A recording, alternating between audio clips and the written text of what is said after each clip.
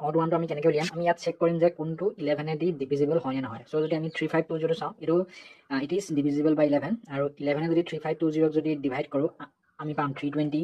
Next 7810 যদি কৰোঁ আমি পাম 710, 2970 যদি কৰোঁ আমি পাম 270, কিন্তু 4540 এইটো আমাৰ কমপ্লিটলি মানে আমাৰ ডিভিজিবল নহয়, আমাৰ ৰিমাইণ্ডাৰ এটা থাকি যায়। চ' সেইটোৱে আমাৰ odd one out. So' from the option কোনটো হ'ব এতিয়া, option number D will be the correct answer. Next question number 72, ইয়াত কৈছে যে find out the fifth number, মানে মিচিং নাম্বাৰ চিৰিজৰ হয়। আমাৰ দিয়া আছে 4, 7, 13 আৰু 25। 4 আৰু 7ৰ মাজত গেপ কিমান আছে 3। নেক্সট 7 আৰু 13ৰ মাজত গেপ কিমান আছে 6। 13 আৰু 25ৰ মাজত গেপ কিমান আছে 12। চ' আমি যদি ভালকৈ চাওঁ যে 3 আছে, নেক্সট 3ৰ পৰা 6 পাবলৈ আমি কি কৰোঁ 3 × 2 কৰোঁ।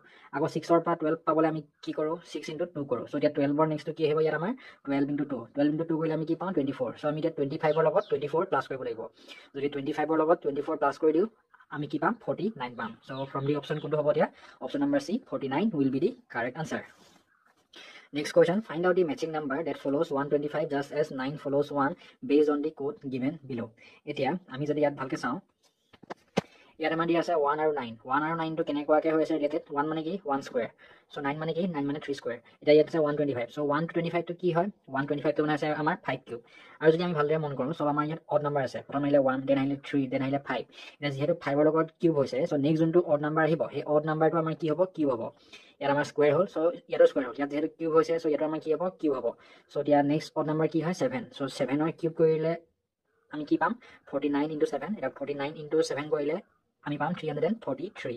চ' ফ্ৰম দি অপশ্যন কোনটো হ'ব, option number C 343 will be the correct answer. Next question number 74। Question number 74ত আমাক কৈছে যে identify the odd man out. So' okay, ইয়াৰ ভিতৰত কোনটো অড ওৱান হয় সেয়াও দিছে, দিয়া আছে FHNNT। এইটো অলপ ভাবি চাই মেলি মই এটা দিছোঁ। সেইটো হ'ল যে আমাৰ যোনবোৰ ইংলিছ এলফাবেটৰ ভাৱেল আছে AEIOU, এতিয়া তাত যদি আমি প্লেচ কৰোঁ এই এফটো আমাৰ ইৰ পাছত আহিব, চ' ই আহিব দেন এফ আহিব। কিন্তু বাকী এইচটো আইৰ আগত আহে, HI।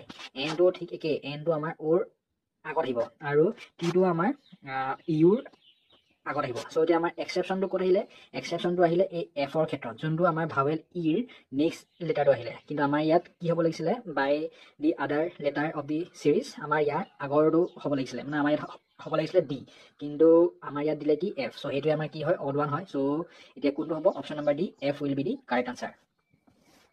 Next question number 75. If Red Fort, Lal Killa is to Shah Jahan,